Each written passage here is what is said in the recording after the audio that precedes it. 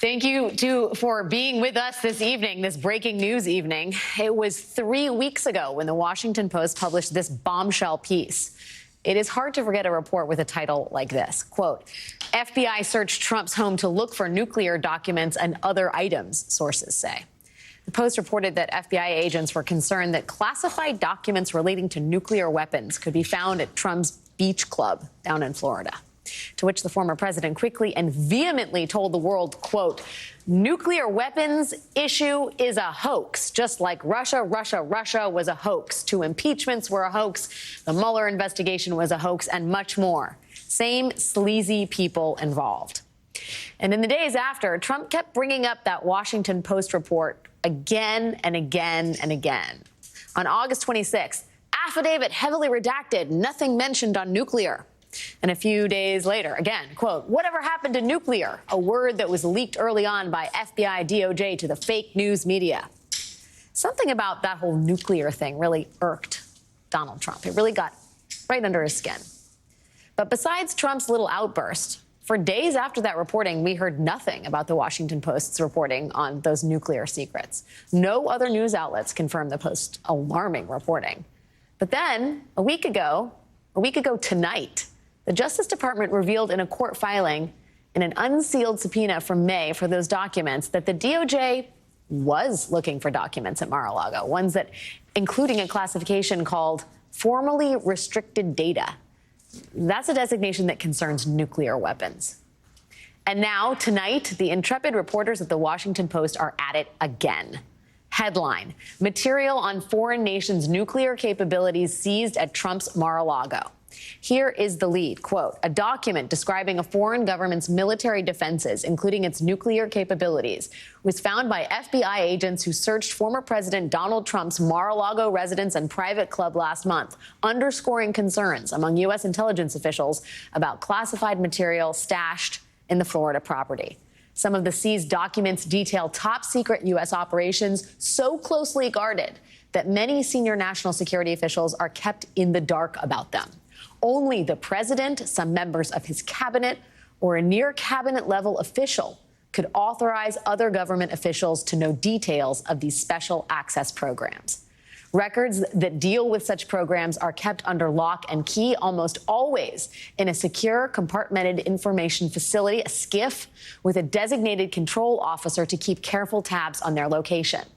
But such documents were stored at Mar-a-Lago with uncertain security more than 18 months after Donald Trump left the White House.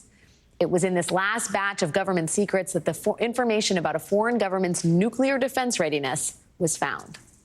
What is it that Donald Trump said about nothing mentioning nuclear? Nothing mentioning nuclear? Joining us now is Carol Leonnig, Pulitzer Prize-winning national investigative reporter for The Washington Post, and one of the 2 bylines on this blockbuster reporting tonight. You have answered the president's calls, Carol, definitively. It does seem like nuclear secrets were found down at Mar-a-Lago. Can you walk us through this whole process? We knew in May, right, that the Department of Justice maybe was looking for this kind of material in their subpoena to the grand jury. And what has happened since?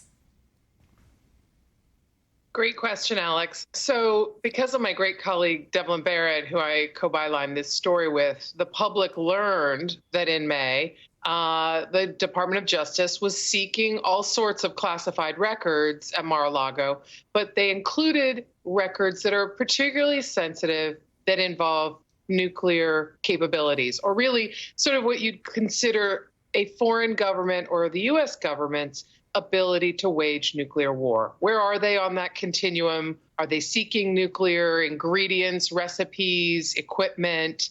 Do they have the capacity that we are worried about? Are they a true nuclear rival? These are all records and materials that are covered by this classification that the Department of Justice sought in its May subpoena for records at the former president's part-time residence and resort club.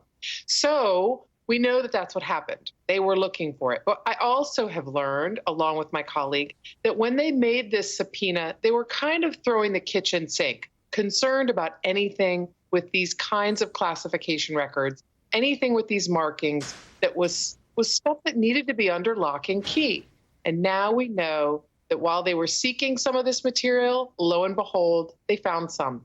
We don't know how much. We don't know which foreign government is involved. We have some theories, but we published what we can establish with great certainty, and that is that among the records seized, there were details so classified, so concerning, that it was covered by this classification, material that relates to a foreign government's nuclear capacity.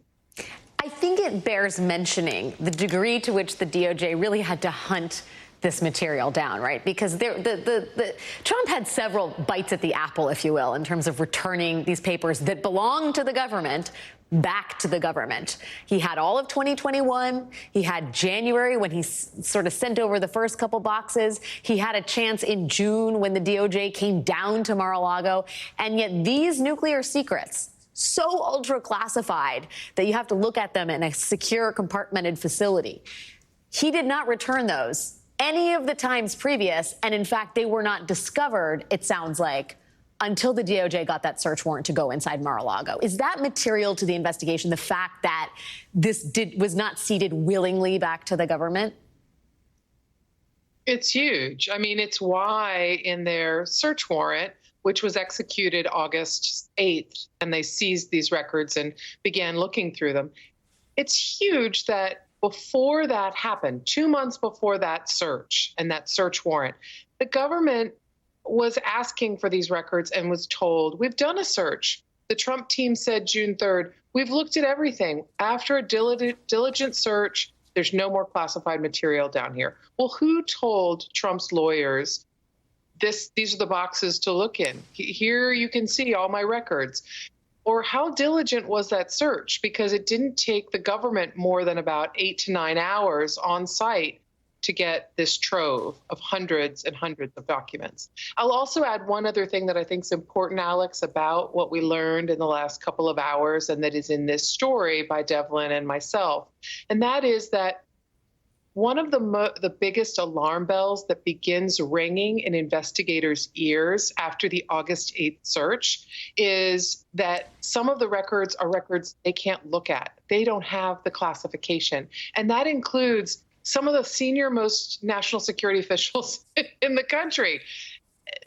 There are, in some instances for these special access programs, and I'm not speaking specifically of records seized at Mar-A-Lago, but the category of special access programs, super, super secret, as few as a dozen people can be read into these programs. The president or a cabinet level official, someone near to a cabinet official, has to approve someone being read in to review these records. So again, keep in mind the alarm bells that we're hearing about from multiple sources on August 8th, when they start looking at these records, is, oh my goodness, I'm not supposed to look at this. Now that's bizarro world when you think about the fact that they were just in a storage room or in the former president's office or residence. Not only should these things be under lock and key in a SCIF, they shouldn't be accessible to anyone who lives, works, or breathes at Mar-A-Lago. There is no one there that is read into the programs that top national security officials aren't read into. Yeah, they were effectively being stored in like the basement of an event venue, and the big security was the fact that there was only one key to the closet. It is staggering when you think about and contextualize the level of security afforded this kind of information traditionally when the information is housed where it's supposed to be. Do you know, Carol, how the DOJ officials who didn't actually have the security clearance to read this stuff eventually got that clearance? I mean, how did they actually discover all of this if they weren't supposed to be looking at it? I have to tell you, the sources that we have not provided that information about those senior-most officials and the process by which they looked at this material. But I would, guess, a big guess, that somebody had to be deputized and multiple people had to be authorized and were given the need to know authorization and read into these special access programs so that they could review the documents as part of an ongoing and increasingly more alarming criminal investigation. Carol Lenning, Washington Post national investigative reporter, bombshell reporting tonight that will have repercussions. I'm sure we'll at some point hear from the former president about these nuclear secrets that were apparently housed at his beach club down at Mar-A-Lago. Thank you, Carol, for making the time to be here on this very busy evening.